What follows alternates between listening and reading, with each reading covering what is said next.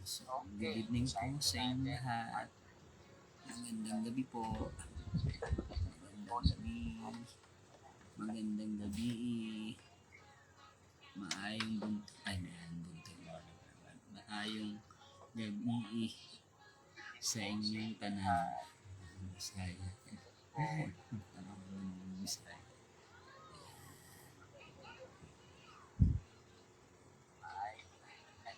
Do really believe nasa inyo na kayong mga kanya-kanyang tahanan.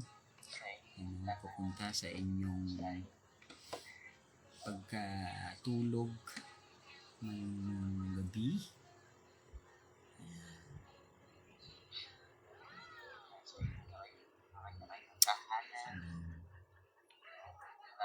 Okay naman. Pero dito, isa,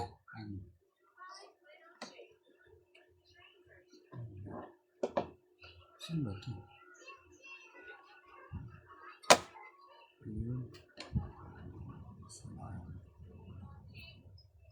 Sige, magsimula tayo ng ating pong Bible reading. So, today is Sunday.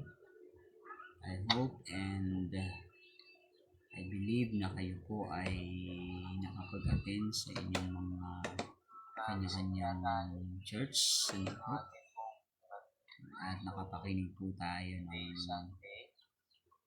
salita ng Panginoon. Nakapag-worship tayo, nakapagpasalamat tayo, at naitaas natin ang pangalan ng Panginoon. So, tulad po ng ating pong verses na nandiyan po sa ating pong caption po. Ayan, sabi niya po dyan, sa Awit chapter 50, ito po yung natakal po natin kagabi. So, ganda ng verse kasi na yan, kaya kinag po siya ngayon. Actually, kinag lang natin yung verse na yan. Pero ang ating pong Bible reading ay manggagaling po sa Book of Numbers, Bilang, chapter 11, verse 24 to 13, verse 33. So, yun po yung kahabang babasahin po natin. Ngayon po, sabi niyo po dyan, ang ihandog ninyo sa Diyos ay ang inyong pasasalamat, ang pangako handog ninyo ay tuparin ninyo lahat. So, yun po. So, bakit po nagkakaroon po tayo ng pag-aaral, pag-ubusan ng salita ng Panginoon, dahil ito po ay inutos ng Panginoon, huwag natin kalilitaan, basahin at pagbulay-bulayan ang kanyang mga salita araw at gabi. Kaya meron po tayong morning daily devotion at meron tayong evening devotion. Okay, yung Bible reading po natin and meditation. Meditation, gamit po ako ng notebook and ballpen. Minunod ko po doon kung ano yung revelation pinapahatid ng Panginoon. Pinakot po natin yun, pinunod po natin yun, sa ganun, kung sakaling kalimutan po natin ano yung reveal ng God, meron po tayong babalikan. So, ayan, magiging po sa bawat isa, magiging po sa napapadaan, po sa live na to. Wala po ang gagawin. Tayo po ay magbasa ng salita ng Panginoon. Sige po, tayo po natin manalangin para makapagsimula po tayo. At baka makatulugan nyo na po. Ayan. So, Ama namin Diyos na makapangyarihan sa lahat. Salamat po sa oras na to. Kami po ay patuloy na namudulog sa iyong nabiging trono, Panginoon. Kami po ay patuloy na kumikilala at patuloy naman na nagnanasa na patuloy kang maranasan. Dahil alam po namin, ikaw ay laging nandyan para sa amin. Lord, sa buong hapon, maraming salamat sa pag-iingat, pagpapala at pagsama mo. Maraming salamat, Panginoon, dahil kami ay patuloy na nakakalapit sa iyo at nakakatawag sa iyo ng Panginoon. Kaya sa oras na ito, Panginoon, kami po ay magbabasa ng salita, Panginoon, tulad ng lagi mo sinasabi po sa amin, huwag namin kaliligtaan ito. Kaya Lord God, tulungan mo kami, Panginoon, na maunawaan at patuloy kang mag-reveal po sa amin yung karunungan ng mula sa iyo buhat sa iyong salita. Lord God, ay patuloy na tumanim sa aming mga puso't isipan at hayaan mo, Diyos, na ikaw, Panginoon, ang patuloy po namin maranasan. Lord, sa oras na ito, maraming salamat, Panginoon, sa ginagawa niyo po sa aming mga buhay, especially po sa inyong lingkod. Salamat po. Dahil lang po patuloy mo po akong i-recover, Lord God, at ang desire po ng aking puso ay patuloy mo nakasunod katulad po ng verses po namin ngayon. Kung ano man po yung pangako, ano man po yung nabanggit po namin na gusto po namin gawin para po sa inyo ay naway matupad po namin. Lord, salamat Panginoon sa oras na to. Lord God, na amin pong pagbabasa ng salita at meditate Panginoon is ilalagay po namin to sa aming notebook kung sa ganun meron po kami binabalik-balik. Salamat, mag-reveal ka at patuloy na mangusap ka, Panginoon. Katukin mo ang bawat puso po namin. Lord God, kita namin ang kahalagahan ng patuloy na pag-aaral at pagbubuloy-buloy ng salita, Panginoon. Dahil sa pagmamagitan nito, na patuloy po namin ang unawaan ang kalooban mo sa aming mga buhay. Maraming salamat, pagpalain mo kami, Panginoon. Ito po ang samo namin dilangin sa aming pangalan ni Jesus na ang pagpagligtas. So, sige po, tayo po ay magbabasa. Ulit ko po, andito po tayo sa book of Numbers. Aklat ng mga bilang. May kumakanta doon sa gilid. Hindi pa natutulog ang huling geto. Uli sila mag-ate yung isa na ninog. Yung isa naman nandun, mabali-baliktad pa sa mga niya. So anyway, po, salamat po sa inyong isa. Muli, basahin po natin yung sa aklat ng mga bilang, chapter 11. Ito po yung Bible reading natin. Tapos po tayo kagabi ng chapter 10 to 11. Okay? Hanggang verse 23. Kaya ngayon, chapter 11, verse 24 to 13:33. Yan, basahin po, samahan po sa pagbasa. Kung meron po kayong Bible, get your Bible, at sundan niyo po ako sa ating pagbabasa. Sabi niya po dito sa verse 24, yan, mahina ng ating ilaw dito sa ating harapan. Medyo malabo na ang ating mata. Lumakad, kasi yung last na pag-usapan po natin kagabi, na-share po kagabi, itong last verse, babasahin ko ulit kasi napakaganda ng last verse na to. Sabi niya dito, sinabi ni Yahweh, Moises, mayroon ba akong hindi kayang gawin? Ngayon din ipapakita ko sa inyo kung totoo o hindi ang aking sinasabi. Meron pa akong sound sa likod. Baby, manood ka lang dyan. Huwag ka maingay. Ayan. So, nagtataka kasi si Moses dito. Nung sinabi ng Panginoon na papakainin niya lahat ng mga tao ng pang-isang buwan na karne. Kasi ito yung request ng mga tao. Nagsasawa na sila sa mana. Nagsasawa na sila sa mana. Araw-araw ng kanilang paglalakbay papunta dun sa lupang pangako ng Panginoon. Hanggang sa nagsasawa na sila doon sa mana. Kaya nagrereklamo sila. Sinasabi nila hanggang sa umaabot nga sa Panginoon yung kanilang reklamo na mabuti pa daw sa Ehipto, nagagawa nila yung gusto nilang gawin, nakakain nila yung gusto nilang kainin, so hindi nila alam, slave sila doon. So ang nangyari, medyo nagalit si Lord sa kanila, at ang baby mo dito nakita niya sa akin, hi. Okay, so ayun, nagalit si Lord sa kanila, kaya sabi nila, sige, pakakainin ko sila ng karne na kung ano gusto nila. Sabi niya, pakakainin ko sila ng pang-isang buwan na karne hanggang sa magsusukan na sila sa kabusugan, sabi ni Lord. Hindi, ngayon, itong si Moses ay nagtataka o nagdududa at the same time, hindi siya makapaniwala kung paano nga nila pakakainin ng 600,000 na katao sa 12 lipi na ito na kung saan sabi ni Moses, hindi kakasya kahit na meron silang mga alagang hayop. Kahit meron silang mga alagang hayop, hindi kakasya yun para sa lahat, para sa isang buwan. Ayan. Hindi naman kaagad-agad sa isang buwan pag nanganak yung isang hayop, isang buwan, malaki na para makakain lahat, no? So, hindi ganun kadali. So, ngayon, sabi sa kanya, ang sabi ng Panginoon sa kanya, sabi ni Yahweh kay Moses, mayroon ba akong hindi kayang gawin? Yan. So, kung mapapansin po natin doon, andun yung assurance, andun yung katiyakan galing sa Panginoon na kaya niyang gawin yun. Kasi sinabi niya.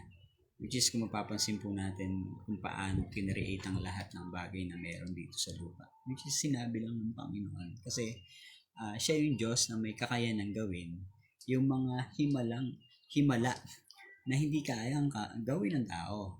Kaya napakasarap po na ma-experience po yung ganitong kapahayagan, kapangyarihan ng Panginoon sa buhay po natin. Sa buhay nila, napakaabuti ng Panginoon.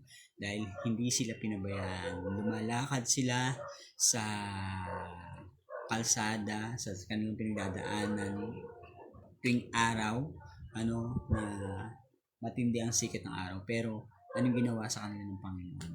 Lagi silang yung ulap laging subaybay sa kanila para hindi sila ganun talagang masunog o magkaroon ng sunburn, gano'n. So, talagang iningatan sila. Si baby, kung tinitignan ko, nakatingin sa akin. Ay, ayan, pakita ko na si baby. Nakatingin sa akin si baby. Ang cute. Ano ba? Matulog ka na. Dito po kasi ako sa bed namin. Dito tayo ng morning devotion sa evening devotion. Tinaas ko po kasi dito yung laptop. So, yun po yung nangyari. Kaya sa Panginoon, walang bagay na hindi niya kayang gawin. Kung may mga bagay na sa buhay natin, nagdududa tayo. Sa buhay natin, akala natin wala ng pag-asa. Sa buhay natin, akala natin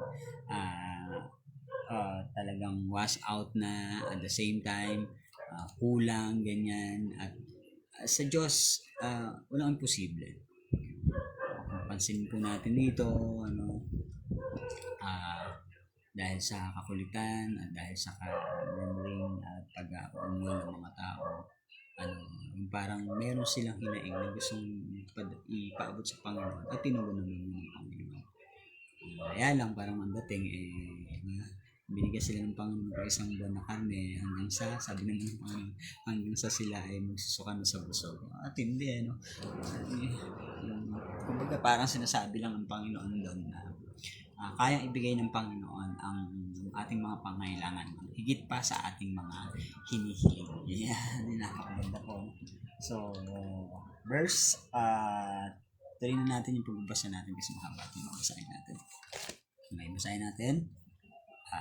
Verse 24, lumakad na si Moises at ibinalita sa mga Israelita ang sinabi ni Yahweh. Ito, parang yung term na tuwang-tuwa si Moses dito kasi dun sa mga unang verses natin, nalulungkot si Moses dahil sa napakaraming reklamo ng mga taong nililig niya at ginagayad niya papunta doon sa lupang pangako dahil sa ganitong mga sitwasyon ng pagreklamo ng tao, siya ay nalulungkot, nalulugmok at parang to the point na sinisisi niya yung sarili niya ba't ba sinunod pa niya ang Panginoon. Pero gayon pa man, nakita niya yung kapangyarihan ng Panginoon. At dito tuwang-tuwa siya ibalita sa mga Israelita yung sinabi ng Panginoon. Isinama niya ang 70 pinuno ng Israel at pinatayo sa paligid ng toldang tipanan. Bumaba si Yahweh sa ulap at kinausap si Moses. Ang 70 matatandang pinuno ay binahaginan nga niya ng Espiritu tulad na ibinigay niya kay Moses. Sila'y napuspos ng kapangyarihan at nagpropesiya ngunit hindi na nila ito muling nagawa. May naiwang 2 pinuno sa kampo. Eldad ang pangalan ng isa at Medad naman ang isa. Tinawag silang kasama ng 70 ngunit hindi sumama. Gayunman, binahaginan din sila ng Espiritu ni Yahweh kaya sila'y nagpahayag din tulad ng mga propeta sa loob ng kampo. Nakita pala sila ng isang ano naman baby? Why are you here? You just go there. What's your come on. Say hi. Good evening. Say good evening. Good evening po. Say good evening po. Sleep na ka. You want to sleep na? Oh. That's no. That's no. Oh, you go down. Mami. Nakita niyo na may microphone. Makikipag-gawa na. That's not that toy. No. You go there na. That's not. Okay, so tuloy na natin. Okay, asan tayo? So, gayon pa man, binahaginan din sila ng Espiritu ni Yahweh, kaya sila ay nagpahayag din tulad ng mga propeta sa loob ng kampo. Nakita pala sila ng isang binata at patakbo itong nagpunta kay Moises. Sinabi niya, sina Eldad at Meldad ay nagpahayag sa kampo. Dahil dito, sinabi ni Josue na anak ni Nun at lingkod ni Moises, bakit di po ninyo sila sawayin? Ngunit sinabi ni Moises, nangangamba ka bang ako'y nababawasan ng karangalan? Gusto ko nang maging propeta at mapuspos ng Espiritu ni Yahweh ang lahat ng mga Israelita. Si Moses at ang 70 pinuno ng Israel ay nagbalik na sa kampo. So, gusto nang sabihin ni Moses dito na sa pamamagitan ng biyaya ng Panginoon dito sa 70 matatandang Israelita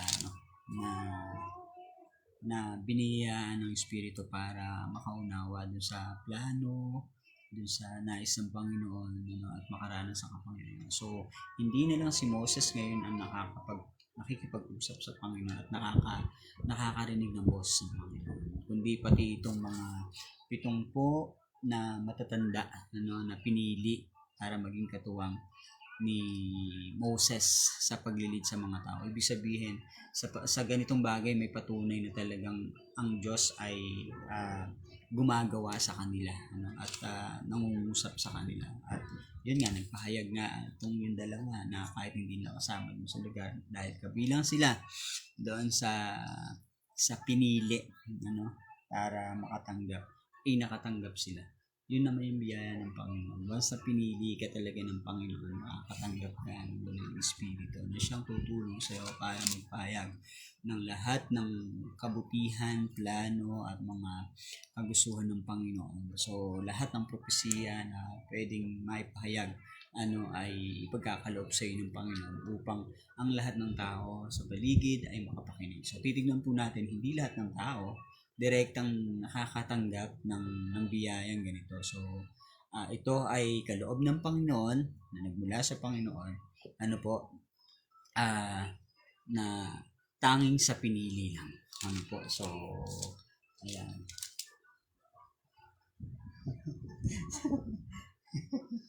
Silipin. Napunta na sa taas. Ano kasi ito? Ayan. So, tuloy po natin.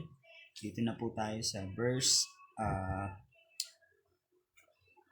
31. Napakahaba po ng verse ito, kaya tuloy po tayo. Si Yahweh ay nagpadala ng hangin may tangay na lagsak-laksang pugo mula sa kabila ng dagat. Ang mga ito ay nagliliparan sa paligid ng kampo. 1 metro lang ang taas ng kanilang lipad mula sa lupa at ang lawak ng isang araw na lakarin sa kabilang kampo. Lumabas ng kampo ang mga Israelita at nanghuli ng pugo hanggang kinabukasan na ang pinakakaunting nahuli ng isang tao ay aabot sa 10 malalaking sisidlan. Grabe, no? Pang ilang araw na kaya nila pwedeng kainin. Dami nun. 10 sisidlan. 10 malalaking sisidlan. Ang mga ito'y ibinilad nila at nila sa paligid ng kampo. Ngunit bago pa lamang nila ito kinakagat, ibinuhos na ni Yahweh ang kanyang galit sa mga Israelita at siya ay nagpadala ng isang kakilakilabot na salot. Ay, grabe. Ang lugar na iyon ay tinawag na Kibrot Hataaba sapagkat doon nilibing ang mga taong naging hayok sa karni. Ang mga taong naging hayok sa karni. Naging hayok sa karni. Yun lumagis, parang naging malakas karni. Ganun. So, mula roon, nagpatuloy sila ng paglalakbay hanggang sa Haserot. Ayan, merong sounds tayo doon sa kabila.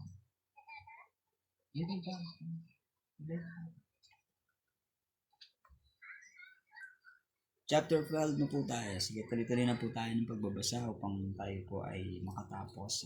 Sina Miriam at Aaron ay nagsalita ng laban kay Moses. Matindi, bakit kaya? Dahil sa babaeng kusita na kanyang pinakasalan sapagkat siya ay nag-asawa nga ng isang babaeng taga-Kus. Okay? Ang sabi nila, sa pamamagitan lang ba ni Moses nagsasalita si Yahweh? Hindi ba sa pamamagitan din natin narinig ni Yahweh ang usapan nilang ito? Si Moses naman ay isang taong mapagpakumbaba higit kanino man na buhay sa ibabaw ng lupa. Kung tutuusin po kasi, ewan ko kasama si Miriam at saka si Aaron. Actually, hindi eh. Si Moses, pag pinakausap ni Lord si Moses, ito ay sinasabi lang kay Aaron. So, itong si Miriam at saka si Aaron, to the point na, kaya sabi niya dito, ayun sabi niya, ba't si Moses lang ba ang kinakausap niya? So, tuloy natin. Si Moses ay isang taong mapagpakumbaba higit kanino man na buhay sa ibabaw ng lupa. Dahil dito tinawag ni Yahweh sina Moses, Aaron at Miriam. Sinabi niya, magpunta kayong tatlo sa toldang tipanan at magpunta nga sila. Si Yahweh ay bumaba sa anyo ng haliging ulap at tumayo sa pintuan ng toldang tipanan. Tinawag niya sina Aaron at Miriam. Paglapit nila, sinabi niya, pakinggan ninyo ang sasabihin ko. Kung sino mang nais kung piliin propeta, nagpapakita ako sa kanya sa pangitain at kinakausap ko siya sa panaginip. Ngunit kaiba ang ginawa ko kay Moses sapagkat ipinagkatiwala ko sa kanya ang aking buong sambahayang Israel. So magkaiba yun, no? Magkaiba yung sitwasyon na ikaw ay napagkatiwalaan doon sa taong mga pwedeng kinakausap ng Panginoon through the dreams at saka dun sa mga pangitain. Tandaan po natin yan, iba yung napagkatiwalaan.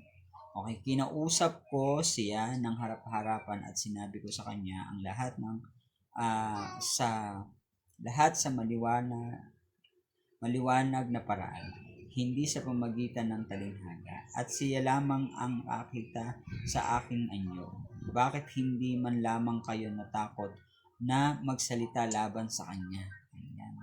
Huwag natin pagsasalitain ang pinili ng Panginoon lalo't ito'y pinagkatiwalaan ng Diyos. Okay? So sabi niya dito, nagalit sa kanila si Yahweh at siya ay umalis.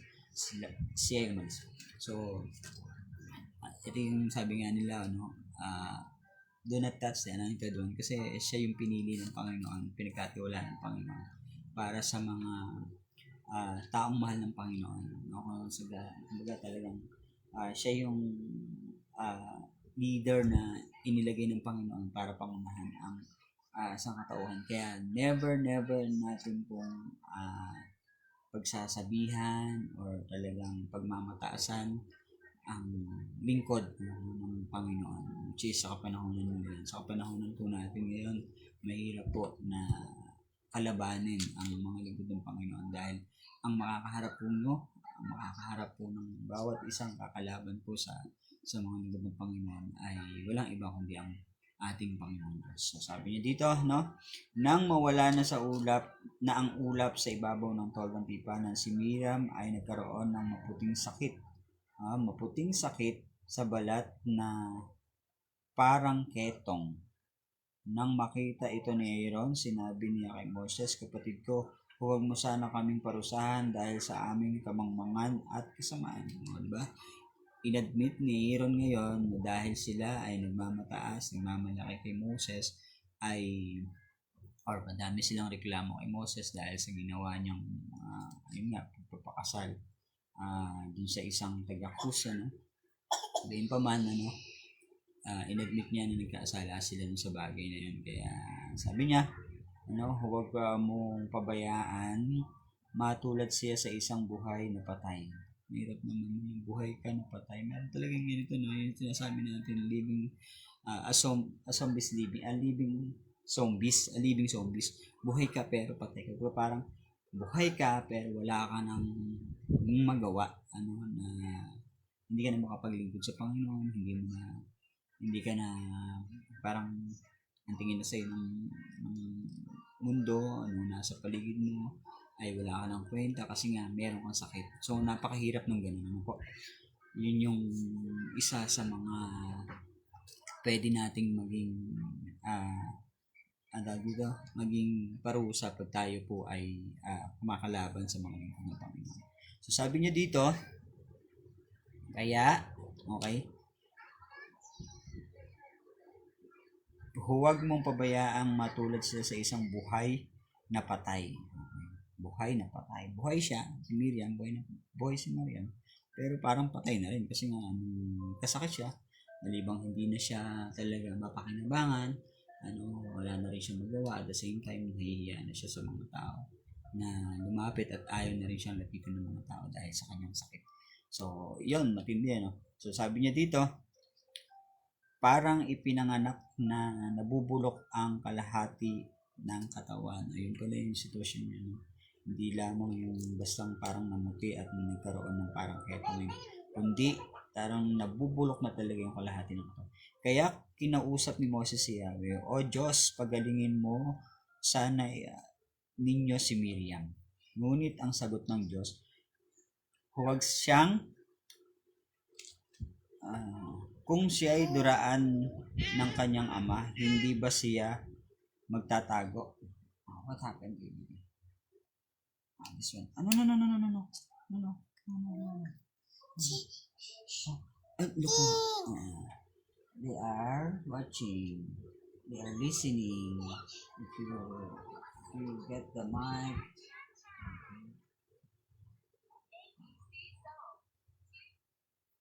Yan.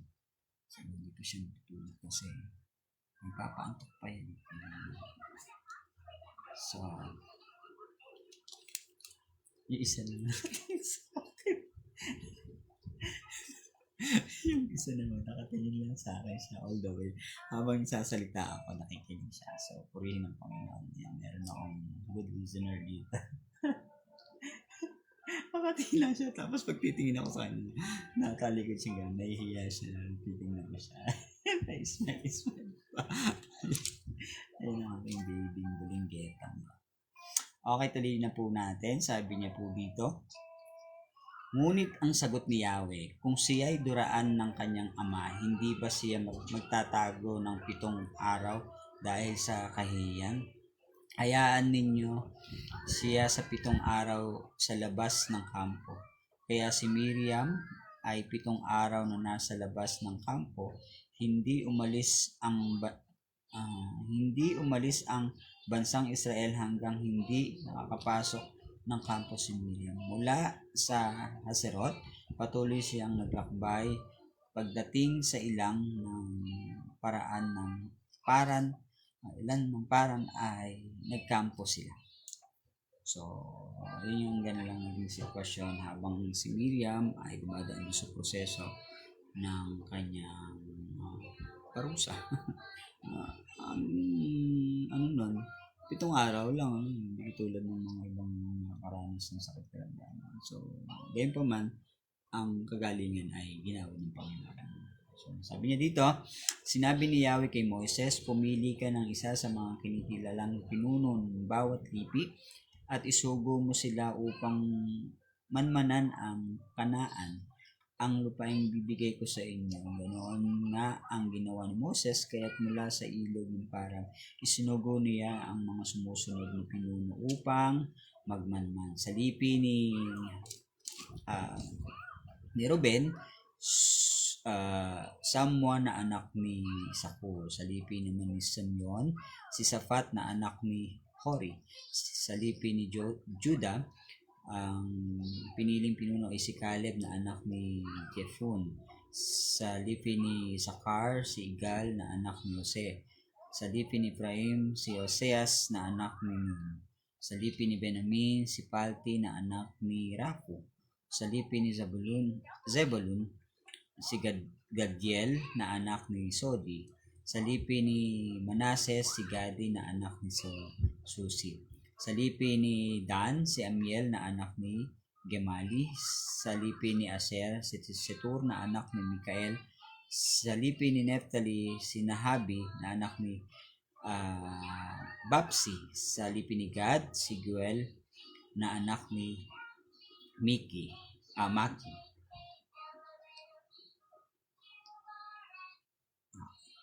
Sila ang isinugo ni Moses upang maging espiya sa Kanaan. Si Osias na anak ni Nun ay tinawag niyang Jose. Bago lumakad ang mga espiya, sila ay pinagpilinan ni Moses. Sa Negev kayo dumaan, saka magtuloy sa kaburulan. Pag-aralan ninyo mabuti ang lupaing tingnan ninyo kung malalakas o mahihina ang mga tao roon, kung marami o kakaunti. Tingnan ninyo kung mainam o hindi ang lupa, at kung may matibay na muog o wala ang mga bayang tinitirhan ng mga tao roon.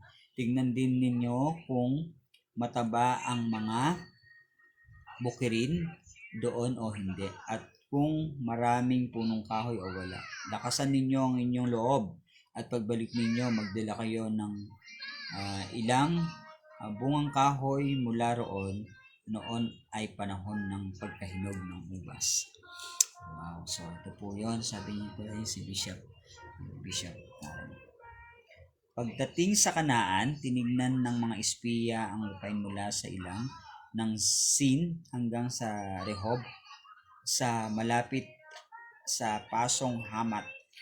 Umahon sila sa Negev at nakarating sa Hebron, at doon natagpuan nila ang mga angkan ni Ahiman, Sesia at Talmai. Ang mga ito'y mula sa lahi ni Anak.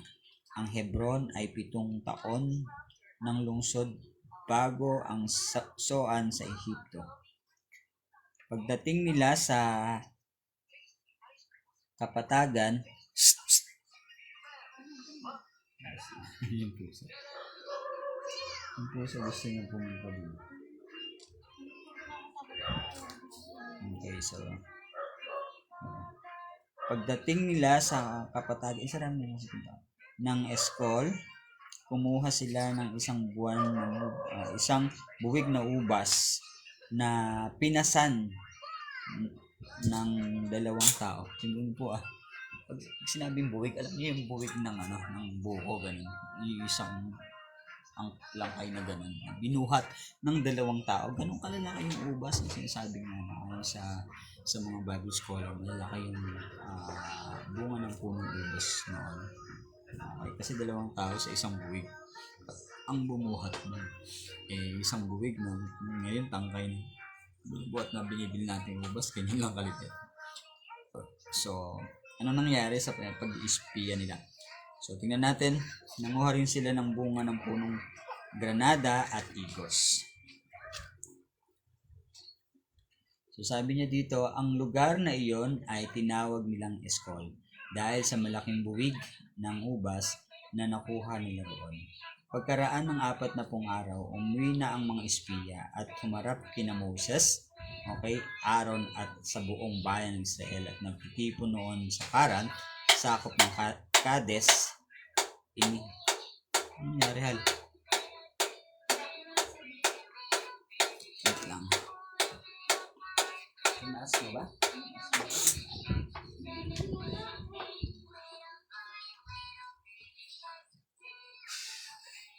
Yan. So, section ako sa ating mga star bands. So, tuloy po natin. So, sabi niya dyan,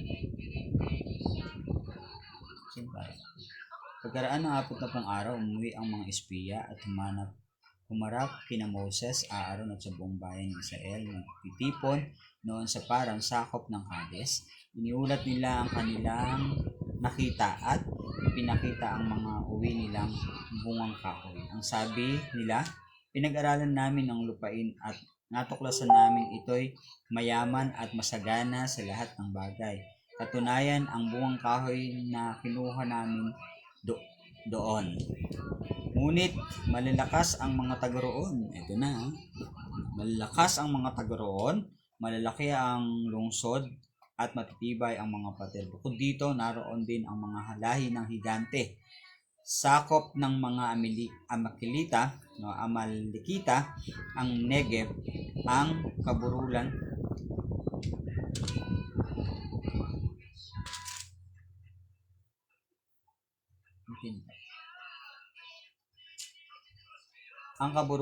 ay tinitirhan naman ng mga Hebreo, Hebuseo at Amoreo. Mga Kanineo naman ang nasa baybay dagat at sa tabi ng ilog Jordan. Okay.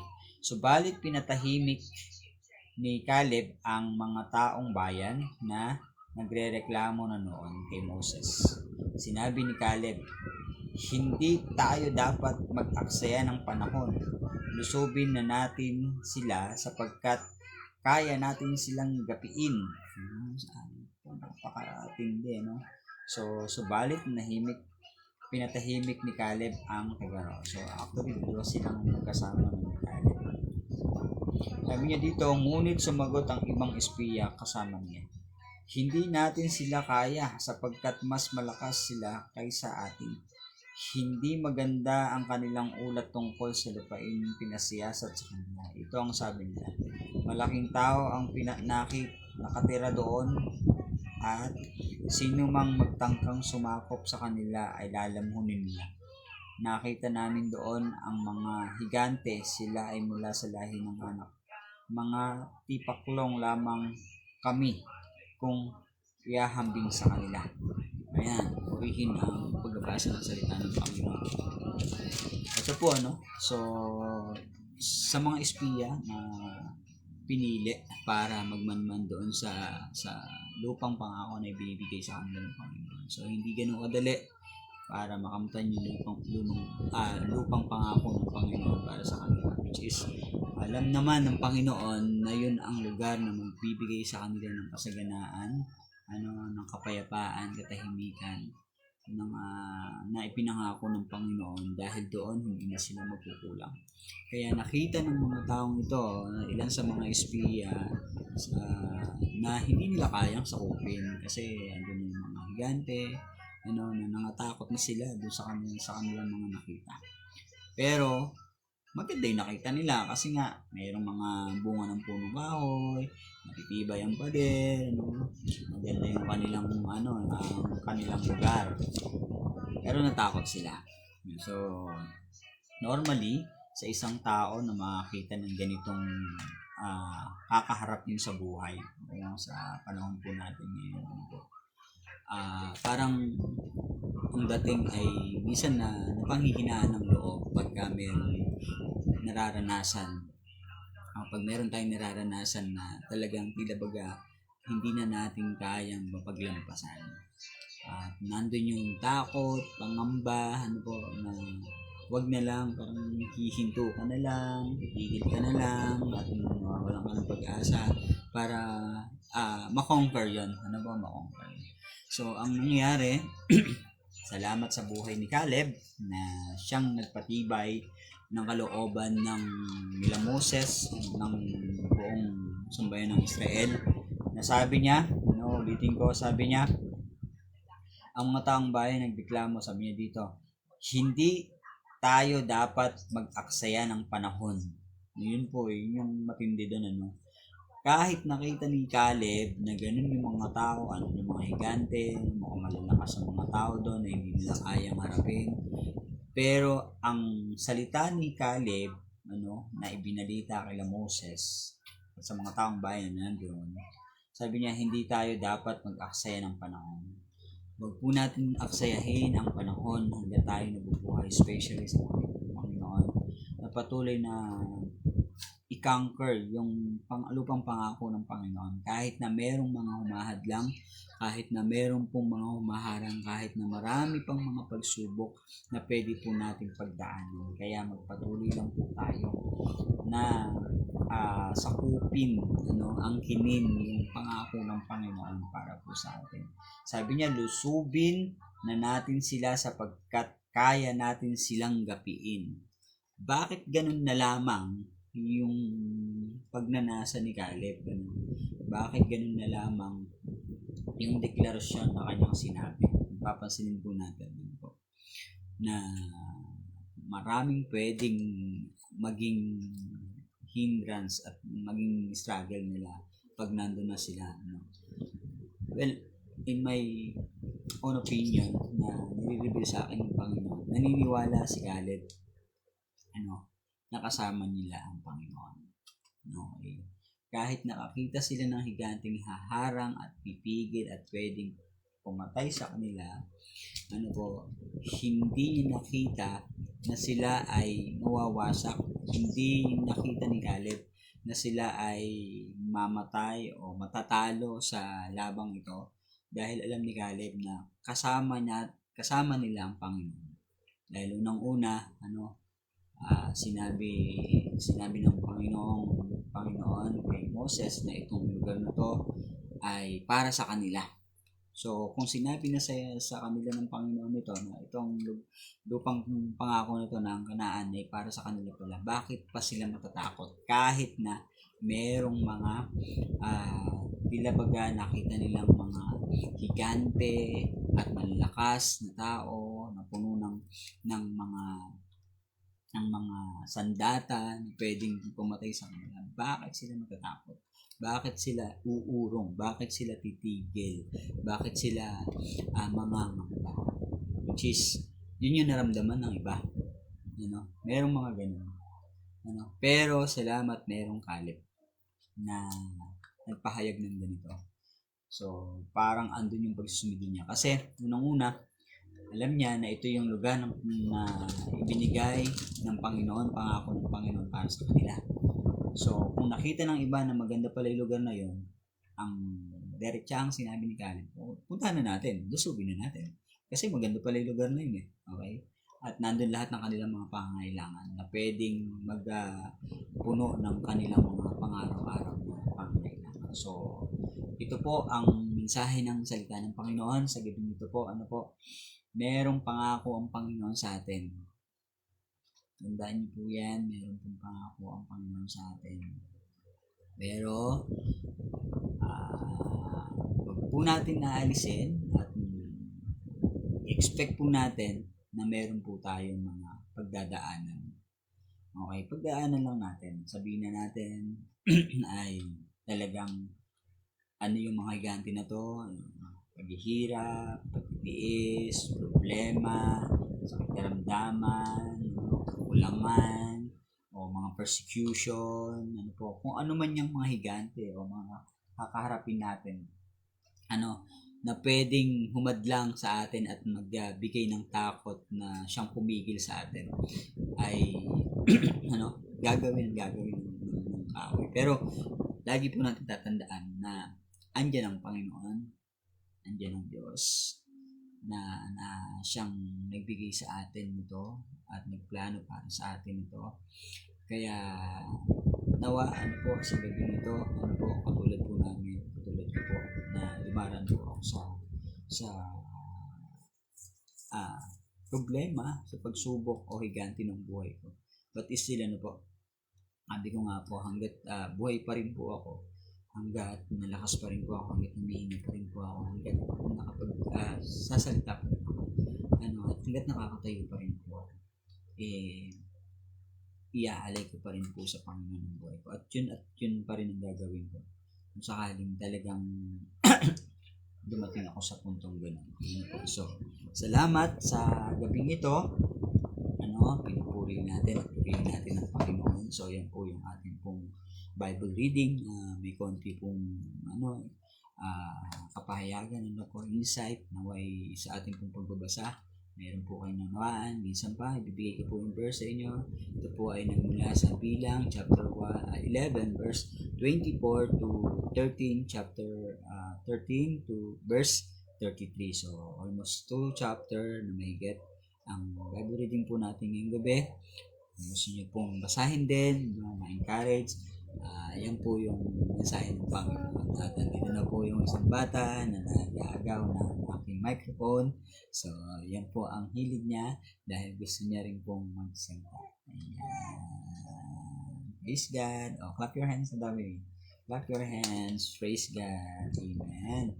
To God be all the glory. You can tumani ka ng cellphone. So, purihin po ang salita ng Panginoon. Let us get our notebook and ball pen. So, kung meron po kayong natanggap na word, message, note nyo lang po ang inyong meditation. So, lang po ako bago po tayo mag-prayer at mag-iwalay. Dahil meron po akong na-receive na word from the Lord. So, pagka alam po natin na may nangako sa atin ng Panginoon, i-grab na natin. Talagang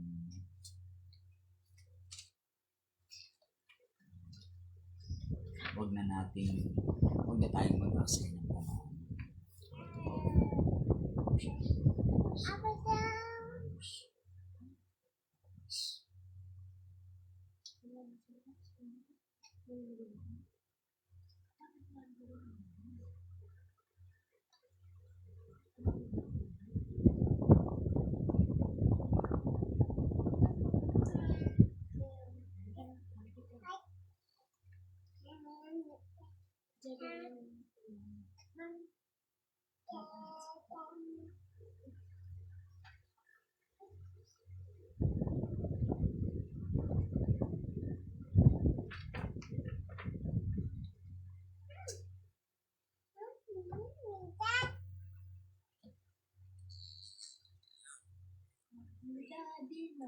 Daddy. Where is your book? You need your book na lang. You get your book. Come on, Diana. Where is your book? You get your book.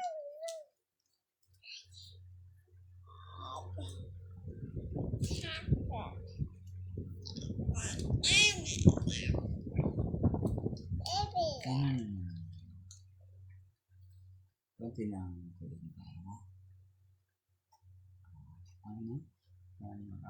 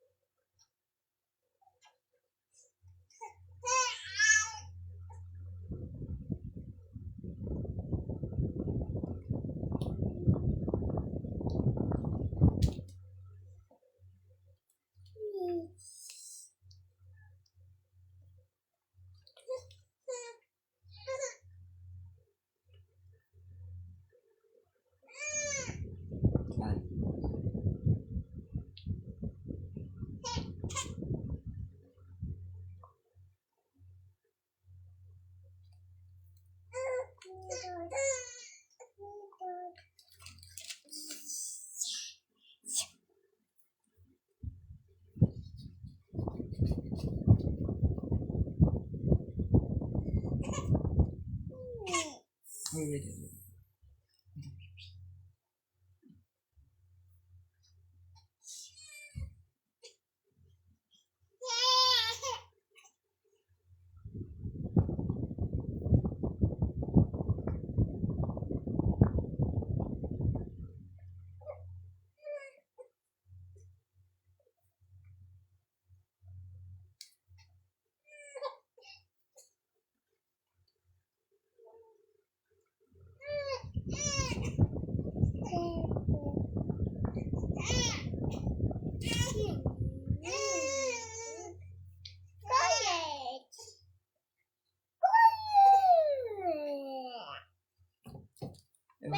Look, oh. Natutulog ka ba? Amen. Say amen. Praise God. Thank you, Lord. Thank God. Today. So, yun po. Maraming salamat po sa inyong kasama. Tama-tama. Yan. Isang oras na po tayo. Salamat po sa inyong panonood at pakinig. So, tayo po ay mag-closing prayer. So, bukas po, hopefully ay makapag devotion po tayo ng mas maaga. Kasi, pwede po ako makapunta po ako sa first class namin sa Tinet. God of the glory sa nag-sponsor po para po sa aming pag-aaral sa Bible School sa Tinet.